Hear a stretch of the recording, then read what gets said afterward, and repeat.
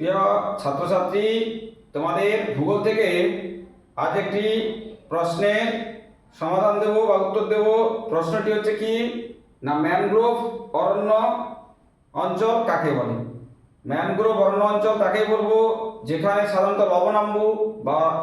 লবণাম্বু উদ্ভিদ বেশি পরিমাণে জন্মায়। সেই অঞ্চলটিকে সাধারণত ম্যানগ্রোভ অরণ্য অঞ্চল বলা হয়। এই অঞ্চলে সাধারণত লবণাক্ত জায়গায় লবণাম্বু জাতীয় উদ্ভিদ বেশি জন্মায়, যাদের সাধারণত শ্বাসমূল রয়েছে।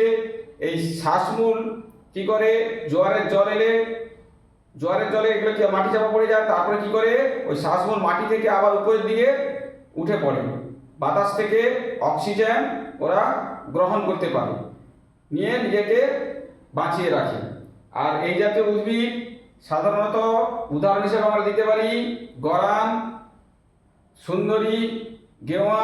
এগুলো সাধারণত কি না ম্যানগ্রোভ জাতীয় অরণ্যের উদ্ভিদ, এদের শ্বাসমূল রয়েছে।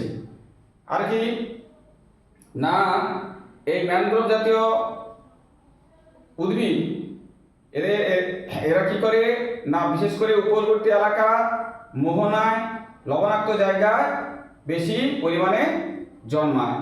তা বিশ্বের বৃহত্তম ম্যানগ্রোভ অরণ্যটি কি হলো না সুন্দরবন অঞ্চল।